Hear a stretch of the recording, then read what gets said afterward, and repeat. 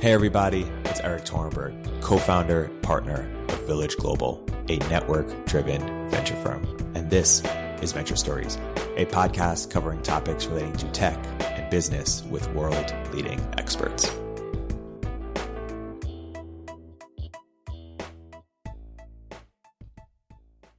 Hi everyone. On this episode of Venture Stories, Erik is joined by Laura Wu, co-founder and CEO of Shippo, and Talia Goldberg, venture investor at Bessemer. The episode starts with Laura explaining how they came up with the idea for Shippo. For business at the very beginning, it looked somewhat different from what we had right now. Our first thought was something along the lines of Expedia for shipping, so more of an online tool comparison, a calculator. And then from that, we realized actually when you ship lots of packages, then you don't want just an online tool where you have to type in every package dimension to and from address one by one. You want it to be imported automatically. So that's when we went back to the drawing board and decided to model it more after Stripe and have a more API-centric approach. And then after that, we then again built a dashboard on top of the API for our customers to be able to see what's going on and to one-off shipments through the dashboard as well. And when did we know it was a good business? I mean, I think one of the interesting or funny things to look back on was when we went through 500 startups, I didn't really know how to fundraise, and we did a lot of unsuccessful pitches. So in total, I pitched 125 investors before raising our seed round. I think that was from maybe 10 or 11 investors. So it was a lot of no's that we heard along the way.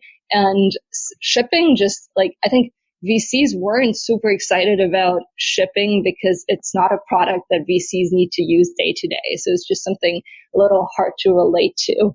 We were always lucky that we could refer to Twilio and Stripe as two points of comparisons of API-centric companies that have done very well. But it took us a while to get there. When we found the right investor, like Jeff Clavia, he got it almost immediately. And then from there, things started happening fast. And what did Jeff see that his peers didn't? Good question. So I think for Jeff, it was mostly it was a comparison between the comparison to Twilio, the comparison to Stripe. He saw something very similar in what we were building. And also what we were pitching back then was, on the one hand, this is a very big market and e-commerce is just getting started. So the market size is huge. And then on the other hand, we already had customers. So we're able to show that we had early traction, customers were happy about us, and we had that early growth. And I think pitching seed investors back then, the advice that I got, I think from the CEO that I used to work for, was that seed investors, they actually don't really care about how you're solving the problem, as long as you can convince them that the market is big and there is a problem. It doesn't really matter how. So that's what we did. Big market, the problem, our customers were happy with us. We had a growing customer base. And then we were still experimenting with how exactly to, whether it's an API centric or a dashboard first approach. Yeah. I just found my email where I was a scout for Nas's fund, Queensbridge, back in the day. And I remember sharing Shippo with him, and I guess he didn't get it or move fast enough in time. Yeah, I'm not going to rub it in. So, Talia, you and Bessemer invested in Shippo, and I remember, Bessemer has been involved in e-commerce for a very long time. I remember looking at Sarah Tavel's e-commerce series of blog posts in 2010 or something. Why don't you talk a little bit about how Bessemer has viewed the category historically and how that has evolved over time to where we are now? Yeah, no, for sure. So Bessemer's been investing in e-commerce and e-commerce related businesses for quite some time. I think Bessemer was actually in the 70s or 80s an investor in Staples and Dick's Sporting Goods. So even going back to what at the time was really innovative retail businesses. And then as the internet kind of emerged, as the internet and e-commerce kind of came into the golden age and during the .com era, backed a number of other companies, some which were successful, some which weren't. But companies like Blue Nile and the like and others. And I think Bessemer invested in Quidsy and diapers.com, which was Mark Lohr, who's now running e-commerce at Walmart, the first business. And it was kind of selling diapers online to moms. It was a great business and it was really successful. But towards the end of its life as a private company, shortly before it was acquired, you started to see the power of Amazon. And the team at Diapers was constantly looking and saying, oh my gosh, well, like, look at what these people over at Amazon are doing. And we sort of got an inside view as to what a beast Amazon was going to become. And then that came true, and Amazon and Diapers, in this sort of notorious and well documented on the internet kind of war, kind of had a battle where diaper prices were slashed, and ultimately Diapers did sell to Amazon, and it was a successful outcome, but it was one that really demonstrated that competing in kind of third-party e-commerce and trying to compete just generally with Amazon was very, very scary, and something that we felt like was not for the faint of heart, and was an area that we actually would consider a little bit of an anti-roadmap, meaning something that we wanted to stay far away from despite the success there. And that kind of led to thinking about, well, where are the really interesting areas and opportunities in commerce? And that's about the time when I joined the firm. And the areas that we've ended up spending significant amount of time on and continue to spend time in are sort of twofold. One, in tools and software and products and platforms, much like Shippo, that can empower businesses to exist, compete, and thrive in e-commerce, be it by launching storefronts, having websites like Shopify and Wix, accepting payments like Stripe, helping with fulfillment like Shippo, and helping to empower entrepreneurs to actually run successful e-commerce businesses themselves. And then the second area, which was around marketplaces, where kind of we saw the evolution of marketplaces from what used to be kind of listing marketplaces like Craigslist and OLX into transactional marketplaces, and then over time even managed marketplaces that were able to really aggregate kind of fragmented supply sides and demand sides and create really great businesses with strong network effects that had powerful flywheels where it was just nearly impossible for anyone else to compete once those flywheels really start spinning. And so we decided to just really double down and focus on marketplaces and on software and products to empower businesses, both enterprises and small businesses, to compete in e-commerce. And can you unpack more about what you see in terms of the future of marketplaces? Some people critique managed marketplaces and say that sort of the margins will never be that great, or it's difficult to imagine sort of venture outcomes. How do you sort of push back on that? Yeah. So, I mean, I do think it's been sort of a natural evolution. Like, you had listing marketplaces where there was just still a lack of trust and a lot of onus on buyers and suppliers to actually figure out, like, okay, well, is this person legitimate? You had to kind of pay even often just to list a service or a product on the sites, much like Craigslist still operates today. But there was incredible liquidity. And I think transactional marketplaces kind of came in and solved a real pain point, which was, hey, like, we can become this trusted intermediary where we can actually facilitate the transaction. You can trust us as this trusted intermediary, and we can also help vet and qualify both the supply and the demand side, creating like a much better experience. And in some cases, even a very e-commerce like experience where you don't even have to think about ratings or reviews. Like, you say, much like when you're looking and waiting for an Uber, you say, hey, I just want a car that can come quickly to my location and bring me from point A to B. You're not looking and saying, hey, does driver A, B, or C have the best reviews? Let me decide. Let me send them a message and then see who can come. It's very seamless, and it's just a one-click transaction. And so there's been a little bit of a transition towards that, where I think, and the managed marketplaces are, I think, another extension of that, where they're just helping to facilitate the transaction in a really seamless way. And I think for some marketplaces or for some models, it might be right that the businesses are never going to have the gross margin profile of a business like eBay or Uber or Airbnb today, but they still might be really great businesses where the alternatives and the incumbents might be operating kind of very manual services businesses that have something like 20% gross margins. And if you can come in and use software and marketplace business model to improve that entire transaction and the workflow, it's possible that you're a 50, 60% gross margin business competing against incumbents that are just have a totally different way of operating in the world.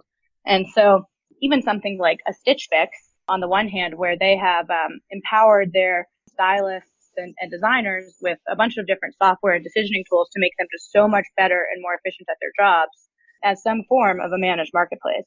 And we have a portfolio company called ACV Auctions, which is in the B2B car dealership marketplace, where in the offline world, or in the kind of pre-ACV world, most car auctions happened literally in physical auction sites, where you would have cars and most dealers would be bidding kind of real time on cars as they go in through the physical auction. And they kind of came in and said, like, this is sort of crazy. this should happen on a mobile device, or wherever the dealers are. You can have much more dynamic bidding, and we can then vet the cars and help manage the transportation from kind of dealer A to dealer B. And they've done that. And do they have the 80% gross margin profile of a software business or an internet social network? No. But relative to what they're competing with and the service and the value proposition that they provide is dramatically better, faster, and cheaper than the alternative. So I think it can work. And I think what we're excited about thinking through next is like, where is there the potential to actually leverage software, AI, different technology to actually make some of the output or the work, the supply side better than they would be without the marketplace. So not even just kind of connecting, but actually helping to improve the way that they work. So yeah, there's a business that I thought was pretty interesting in China that I recently learned about called Ping On Good Doctor, which is now a public company, I believe. But they basically kind of go through an AI workflow where you're messaging a doctor, talking about your symptoms, and kind of going back and forth, and that'll all be done via AI. But then if you need to see an actual doctor, and it's the AI says, hey, like we need to triage this person needs to come in, we're going to connect them to a doctor in our network. That doctor is sitting there and is empowered with a bunch of different data and decisioning tools that help them say, hey, in 99.9% of the cases, this is what, we would recommend. And they're better at doing their job. They can avoid some of the biases, and they can work faster and see more patients. So I think over time, we might see different marketplaces where software is actually an enabler and changing the whole nature of the way that you work and interact with folks. I want us to pretend that we're starting a venture fund that's solely focused on e-commerce. And the next set of questions will be with that sort of frame, hypothetical in mind. And the first question there is, how would we, and Laura, you are doing some angel investing now. How would we think about Amazon in terms of what opportunities exist because Amazon exists, or perhaps more importantly, what opportunities would we stay away from because? Yeah, I love that. One last thought on the marketplace question that you had. So like for marketplaces, what I also find quite fascinating is that like a lot of these marketplaces are able to make buyers just more comfortable with buying from strangers. Like the marketplace is able to enforce a certain standard. If you buy on Etsy, or if a transaction is powered by PayPal, that if something goes wrong, you'll be able to trust PayPal's, Etsy's customer support, what kinds of return standards they have. With shipping, sometimes it's the same thing where what the shipping expectations is. So I think marketplaces have the other benefit, in addition to connecting people, to have like some sort of stamp of approval. That the sellers on that marketplace, if they're not being rated properly, or if they're going to be kicked off the platform. Yeah, by the way, I love that idea. Like, I think one of the biggest things that gets me excited about Shippo is that, like, for so long, shipping is, and fulfillment, I think a lot of businesses perceive it as a cost center, like it's like this cogs on your P&L, and it's something that it's just a cost and you have to do it. And maybe it's getting more expensive because in the age of Amazon, you have to, pay more to have fast shipping.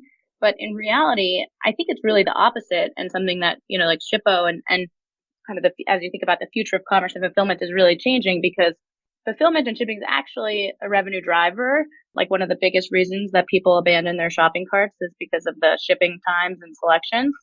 And if you think about what Amazon did do, they basically made shipping such a competitive advantage and a revenue driver, where you were saying, hey, because this is Prime eligible and we have guaranteed 2-day shipping, this leads to a significant uplift in sales. And the same thing for these small businesses, like, hey, using Shippo, shipping is no longer something that one is really painful and you have to go around integrating with 100 different kind of carriers and reading through those API docs, figuring out rates and optimizing all of it. But you can actually make a much better experience and drive an uplift in sales as well. And so I think, some of it is cost savings, but some of it is actually just genuinely making a much better experience and improving the businesses. But anyway, so back to your other point on if we were starting a business or a fund today to invest in commerce.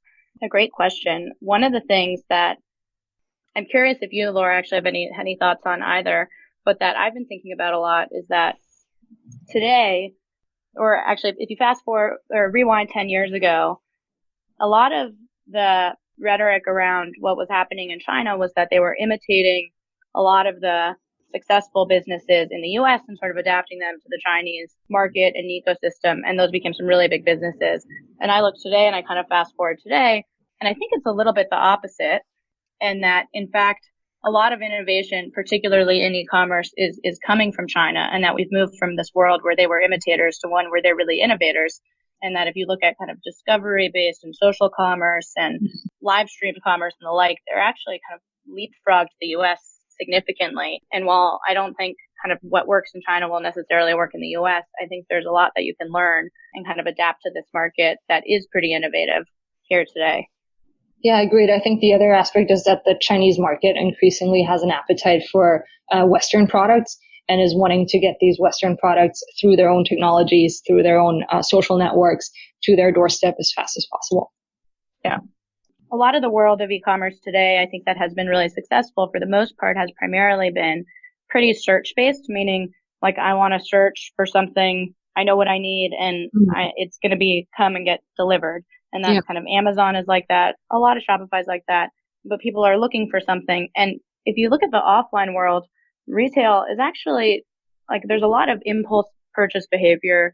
People who used to go to shopping malls and would like hang out with their friends.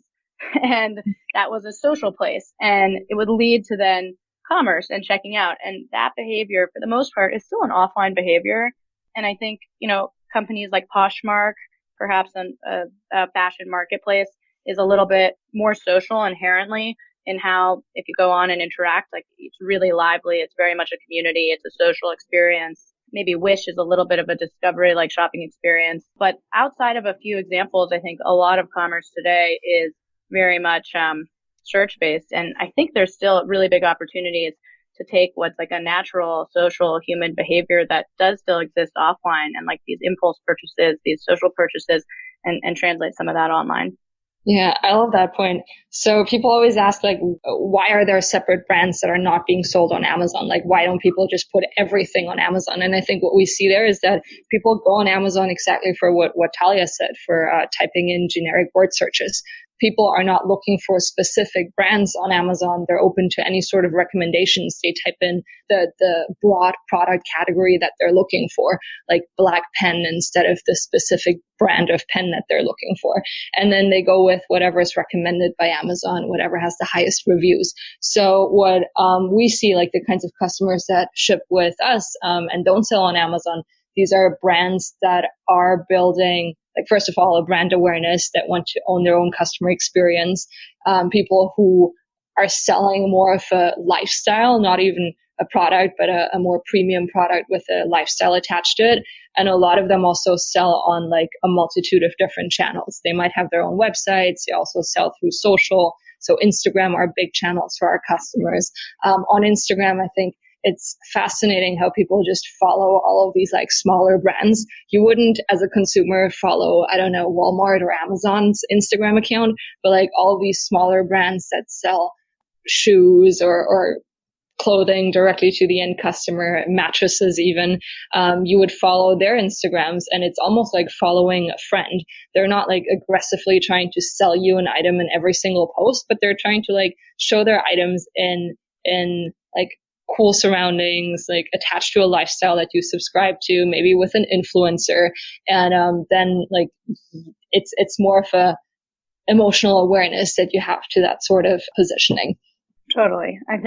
I'm sure Instagram and Facebook are working on it, but it feels like it's been one of the biggest missed opportunities is making some of that behavior just transactional as well.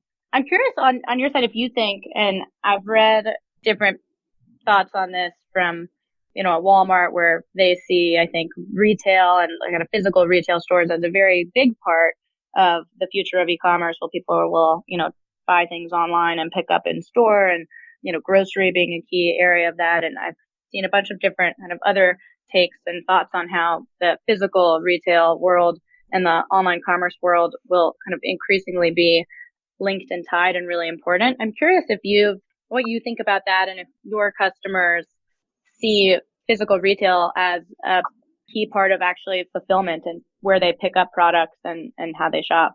Yeah, no, it's a fun question. I think first of all, even Amazon has started building physical stores. So I don't think physical retail will be going away anytime soon. It's more about like, what does physical retail look like in the future? And a lot of our customers and a lot of the like more modern direct to consumer brands have turned their physical storefronts into more of an experience based outline. And I think, for example, here in Hayes Valley, there's that Outdoor Voices store where there's a little indoor waterfall and people go in there to drink tea and then maybe buy something, or the Reformation store in the Mission, or a showroom and an experience, less of a traditional shopping experience. So our customers, a lot of them, when they start out as direct to consumer companies, when they do become more successful, they start opening up pop-up stores. They start having their own like locations. And one of the upsides of having a physical storefront is also being able to ship from a location that's closer to the demand. So I think one of the big advantages that Amazon has is that they never put their inventory further than 70 miles away from the actual consumer. So if you have a physical location in a densely populated area, you're able to just like fulfill your orders out of those locations and ship from there directly to the end customer, cutting down dramatically on shipping costs. What you can also do is you can accept returns in that physical storefront. So customers don't have to print out shipping labels, or they don't have to go to the carrier store. They can just walk into your physical location and hand the item back. So that's the two upsides that we see for shipping, for fulfillment, of having a physical location. I think there it gets a little tricky in terms of like inventory management. Where do you actually ship from? What if you don't have that inventory in that particular store? So it has additional complexities. The omni-channel approach is something that we see all of the successful and larger, like growing direct to consumer brands adapting. Yeah, that's interesting. I mean, I guess there's like a point in time where everyone sells everything, right? Mm-hmm. Or if you can get the product that you're looking for and searching for at many different sites, you get on Amazon, you get on Walmart, eBay, a lot of different third-party sites. Like, how do you actually differentiate, and how do you get people to come to your site versus the others, or even your store versus the others? And it's like, you have to have the best experience, or you have to have exclusive products. And I think a lot of that has gone to like the rise of direct-to-consumer brands as well, where, you know, they're completely in control of how they distribute and where. They own the site and the destinations. And you even look at Amazon with their own private label brands, Walmart doing the same. You know, that's how you get people to come to your site, or to your stores. If you either have kind of the best, most entertaining shopping experience in the physical retail store, where you can get tea and coffee and also shop for your products at the same time, or whatever it might be, return things at the store, or it's that you just have something that's totally unique and that people can only get once if they come to you. And that's actually, as an investor, has been a really lucrative area that we've seen a bunch of investment dollars kind of flow into. And Bessemer's invested in a handful of direct-to-consumer brands as well. But personally, I've found really challenging because it's very hard for me to kind of look at and see a specific brand and kind of have the nose that it's going to be, 100 times as successful in the future versus something that'll kind of stall out. It's always really dangerous to look at your own tastes and, pretend that that's what the rest of the population will feel. And so that's been, to Erik's question as to where is there a lot of opportunity, or where is Bessemer focused on as an investor in e-commerce. We've spent some time focused on direct-to-consumer brands, although personally I've found that to be really challenging. So Talia, I'm curious. I know that one of your companies is Function of Beauty. They're also one of our customers. So that kind of goes into the trend of like customization and consumers really wanting products that are made just for them. Is that a trend that you see continuing? And like, how do you see that scale? Yeah, I think one of the most interesting things about that business, and a point of differentiation that perhaps is a real competitive advantage for them or for other businesses that can pull off the personalization, is just the supply chain around that, and actually the ability to produce products in a truly personalized way that's at scale and that you can deliver on it without paying a massive premium for doing that. And so I think that's one of the biggest innovations that has emerged there. And actually, I think innovating around the supply chain of actually how do you create the goods can be a real competitive advantage. I mean, you look at the fast fashion world and like Zara and H&M, and they've built really awesome and powerful and massive businesses by investing a lot in that supply chain and in how that's made. And I actually wonder, maybe this is like a request for startup, but I actually, I'd love to find companies that are enabling others to have much better supply chains and actually figure out, hey, like I have this great idea for a product. I can use Shippo. I can use Shopify. I can accept payments on Stripe. Like, okay, well, how do I actually make it and produce it and do it in the best way possible and optimize that process? And so Function of Beauty kind of did a lot of that hard work on their own and has been really successful doing that. I think as far as how consumer tastes will evolve, like your guess is as good as mine. It's so hard to predict. I have no idea if, it'll be people will want kind of personalization or, we'll all flock to the same sorts of products in the future. And that's just a hard thing to predict, I think. But the benefit, again, of having that supply chain is that you can evolve to meet the needs and to kind of deliver the products that customers really want. And so that's what's really exciting there. And separately, I think some of the most interesting kind of e-commerce businesses, in particular, ones that have a more recurring relationship with their customers, where much like shampoo and conditioner, you need to purchase it every month or so. And that becomes a real touch point. And in the offline world, companies like Pantene or, I don't know, take your favorite shampoo and conditioner brand, would invest a lot in big commercials and in shelf space on the retail stores. And today, in a world where people aren't really making the decisions by looking at, what's limited by what can fit on the physical shelf space, but where you have unlimited options and people are not picking just based on what's on the Super Bowl commercial, it opens up a really interesting opportunity for smaller brands to actually compete. And I think that's a lot of the trends that have led to the growth in a lot of these direct-to-consumer brands, is that dynamic no longer exists in the kind of e-commerce ecosystem.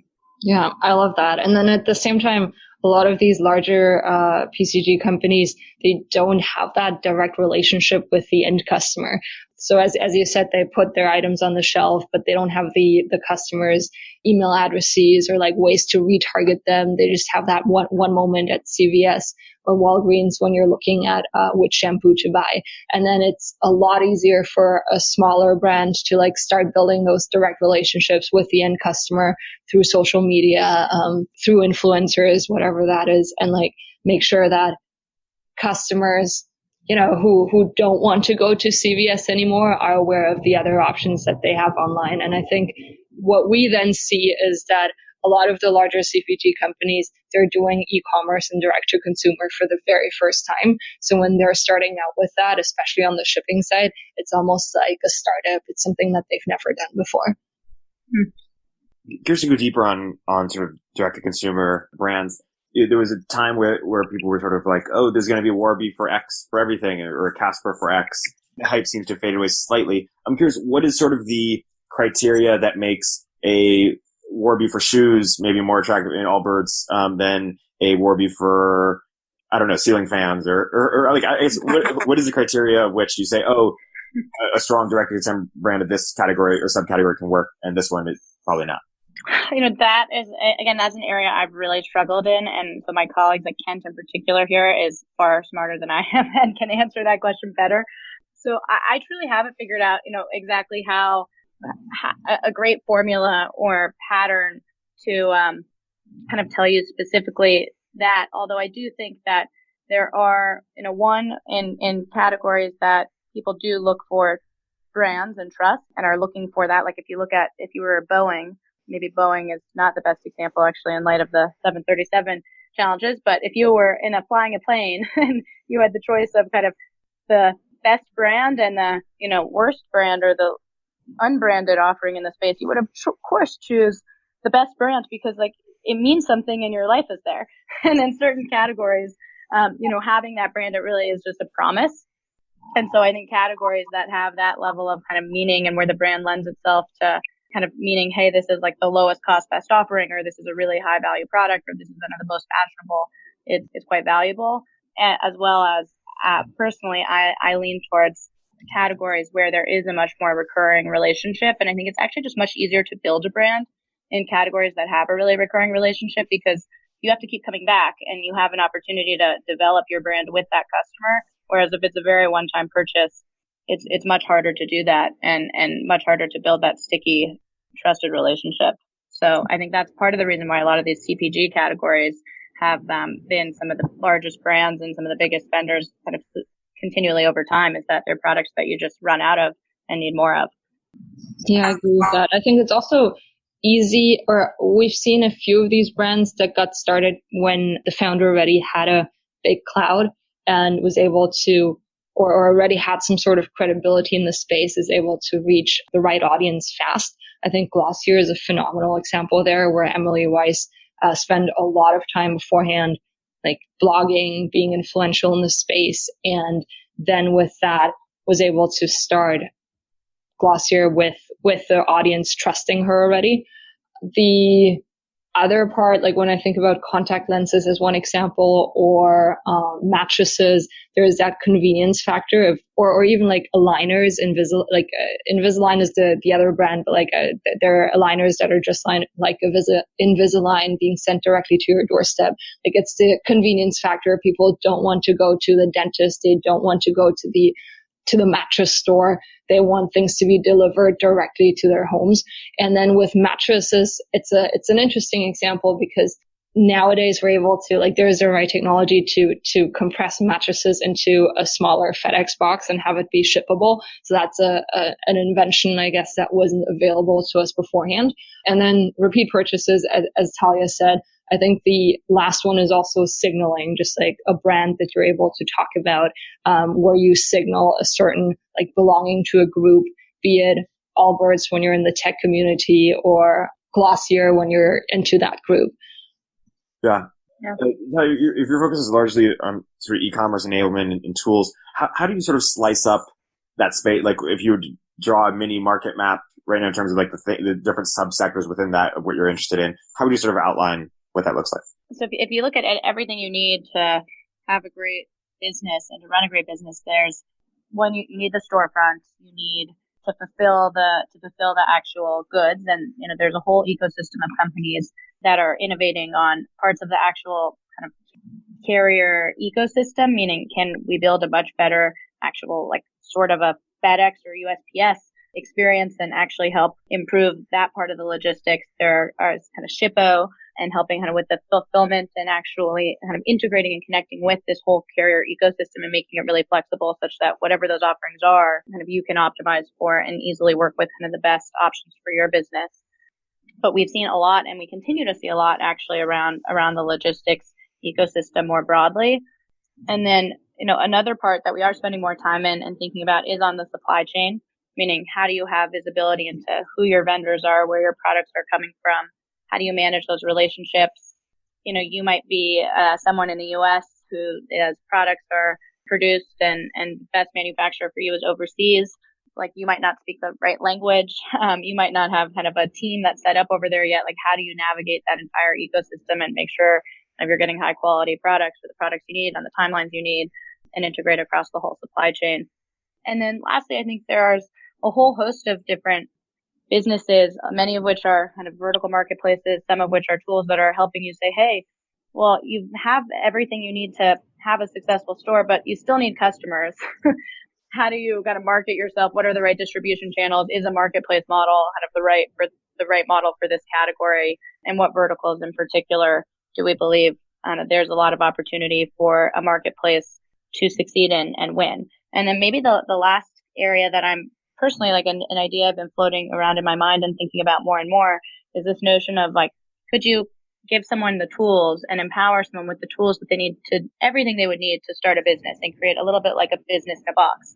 And in particular, in industries that are very supply constrained, where there's just not enough talent or people. So if you think about in nursing homes, there's kind of not enough qualified kind of labor and the like, or nurses themselves. Like, could you give someone all the tools that they would need to actually start their own business and to do all of that and to connect in to different sources of demand where, hey, we know that there's a lot of demand for X, Y, and Z, but we just need to create a high quality supply and that trusted relationship. There's a whole lot of people that need jobs.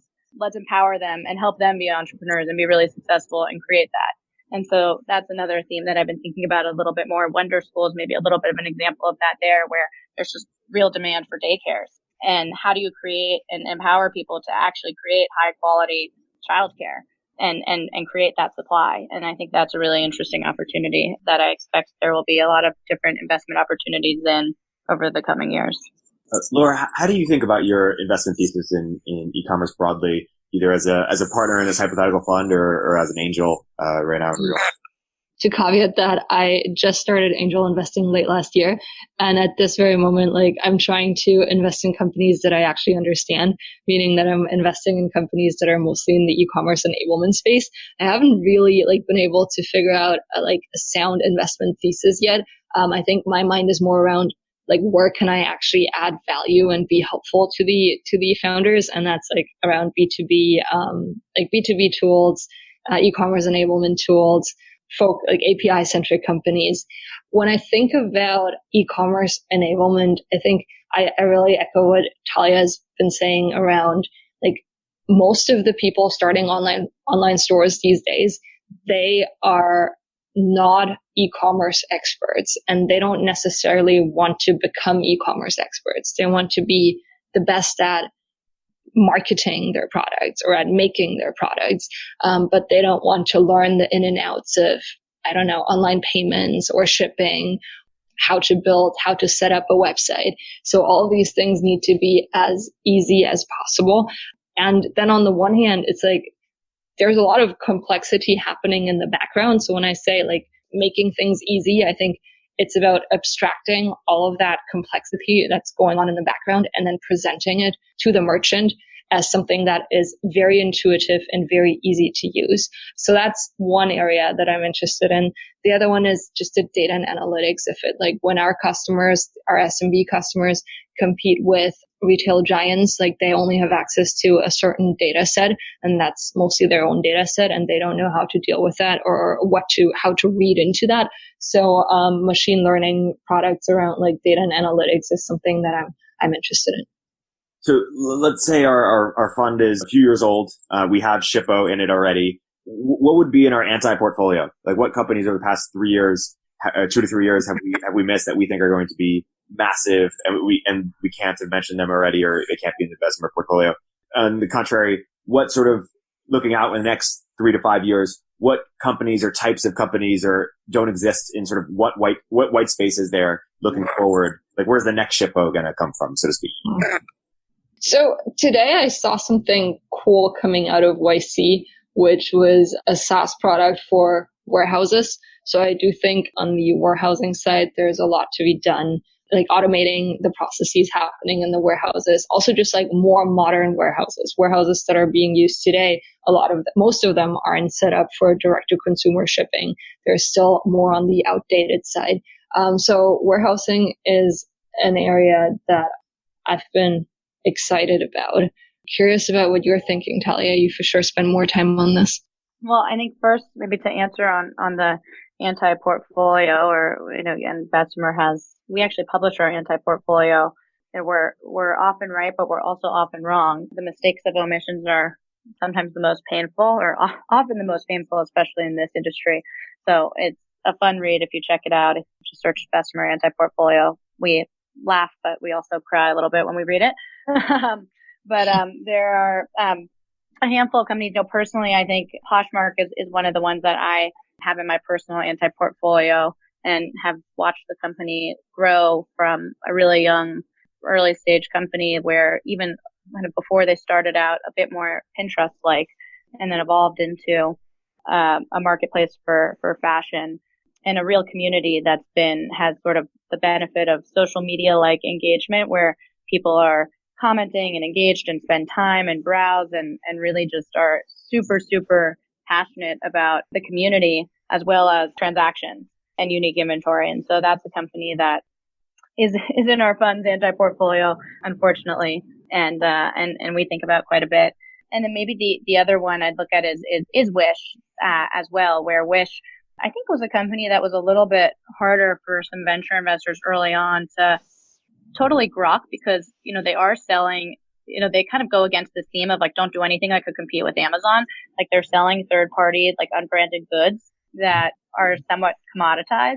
I think a lot of what they did was actually, they serve a segment of the population that a lot of VCs just don't see every day, which is they're not serving the more coastal elite, but they're really serving kind of the dollar store like customer segment. But what's really interesting about what they've done is that they have created a very much a browse and discovery based shopping experience, and in particular have really innovated on the cross-border side and cross-border e-commerce, where kind of price is actually the most important factor in driving those purchase decisions, and they can get kind of the products and deliver the logistics such that you can buy a $3, $4 product from China, not pay for shipping and get it at your door. It might take 30 days later, but that's pretty amazing that you can sell something for $4, not charge for shipping, and still make money. And so that's a big business that I think people will be surprised to hear how big it is in the future and over time. Okay, so you alluded to it earlier, Talia, but what's your request for startups or request for sort of experimentation? Where do you want to see more entrepreneurs experimenting? And another variation of that question is, if you weren't running Shippo, Laura, if you weren't a partner at Bessemer, Talia, and you were starting a company in the space, and you weren't limited to the skills or interests that you have, you were just trying to optimize for where the biggest opportunity is, what might you pursue or recommend as part of request for startups? So it's a hard one for me because I spend all of my time just thinking about shipping, and I don't have a lot of time to think about other things. I was recently at an event where I had a really fascinating conversation with a guy, and I asked him the same question. He said if he wasn't working on what he was working right now, he'd be trying to figure out asteroid mining. And I started doing some research on that. It seems like I was very inspired by that conversation, that there are people out there here in Silicon Valley thinking about things that are a lot bigger than what I'm working on. And I think that's one of the upsides of being here. But I don't have anything concrete that I would be doing otherwise. I think I'm just like focusing all of my energy and resources on shipping first. Asteroid mining. Wow. We all need to think bigger. And by the way, I think that it's really interesting because sometimes I go back and forth, and I think a lot of times, and it's part of I think my job to go back and forth, but between companies that are so dramatically thinking about what the future might be, if it's maybe a few years from now, maybe 25 years from now, it's not totally clear in some categories, but like what they're really inventing the future and are thinking kind of so far beyond what the average person is thinking about. If you almost can think about it as like if you think of Jeff Bezos, he has sort of two parts to him. He has the Blue Origin part, creating rockets and thinking about the future in that way. But then he also has this Amazon part, which, as we think about in the here and now and today world, is the other part of investing, which is things that are probably not going to change always, which is, I think he has some famous quote that, people will always want the lowest prices and things to arrive at their door the fastest. And I think there's sort of that when I think about the areas that we want to invest in, it's kind of looking at those two things, which is what is never going to change about human behavior, and how can you kind of create a much better product experience business that might have a second mover advantage, or might rethinking something that exists and is very core to the human experience today, or serving an underserved community, but also these things that are just creating totally new markets and completely innovating and may seem totally insane and wild, but, turns out, 5 years from now, you look back and it seems obvious. Both of those are really great investment opportunities and areas. So one is, whatever happened to conversational chat bots, and are those going to be a thing, or conversational commerce rather? 2, is it worth speculating on the future of Amazon vis-a-vis Walmart? And 3, what are Series A investors looking for in e-commerce enablement startups in terms of traction? Personally, I think that it's quite possible that there will be some really interesting opportunities in more chatbot-based commerce.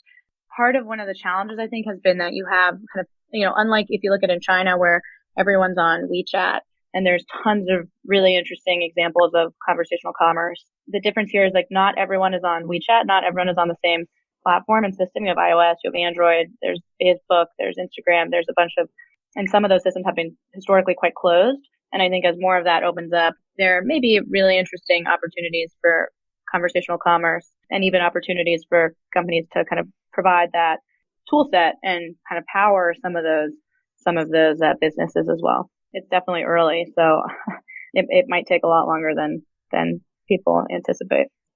I think Amazon's got a bright future. It's amazing what they do. Across, by the way, what they're doing on the kind of infrastructure and on the software side with AWS as well is just wildly impressive and mind blowing, to be honest, as well. And I think their future is so bright.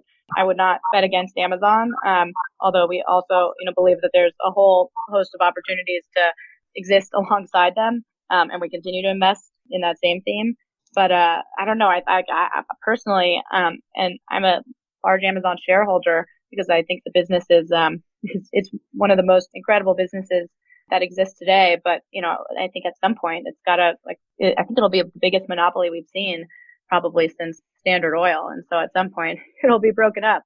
And I don't know if that's a few years away or if that's, 15 years away, but I think that's in their future. Yeah, I think the other advantage that Amazon for sure has is that they started as an e-commerce company. Walmart did not. So it's just a little bit of catch up that they need to do. In terms of what Bessemer is looking for at Series A for some of these types of e-commerce enabled companies, what in terms of traction, what makes sense? We invest at both the early stage and at the growth stage. And so in terms of stage, we don't have any rules. We want to work with founders that have a strong vision for the future and are working on building companies and products that their customers really value and like. And so I think we'd be excited to chat with companies that might not even yet have products, but have really strong views of what they're going to build and why it needs to exist in this world, and can help us to see that future as well, and can benefit from our experience. So they don't necessarily need to have any specific sort of kind of traction or momentum to be a great fit for Bessemer. Awesome. Talia, Laura, this has been a fantastic episode. Any last minute plugs or that the audience should be aware of in terms of what to stay tuned for Shippo and for Bessemer? Yeah, I mean, we are always looking for people to join the team. So we have a bunch of open positions right now. Our office is in San Francisco. We're looking for, hardworking, people who are excited about the e-commerce space, people who want to come in, have an impact, and want to contribute to something big. And most of our open positions right now around engineering, around product management, but it's across the board. And then everyone who needs to ship things, I'd be extremely excited to have a conversation with them to see what we can do. We ship anything that shipping providers can handle, and from the US to anywhere in the world. Yeah, I'll second Laura's plug. I think, look, we've been involved with Shippo for now 2 years, and honestly, Laura's been so awesome to work with. Simon, her co-founder, and the rest of the team are some of the most thoughtful, humble, and hardworking people. So definitely they're hiring, and you should check it out. But but truly, we feel really fortunate to be involved with the company, and it's been really fun to watch them grow over the past few years. Awesome. Thanks so much for coming on the podcast. It's been a super smooth hour, so both of you did fantastic. Thank you. Yeah. Well, thanks, Erik. Thanks for having me. All right. Bye.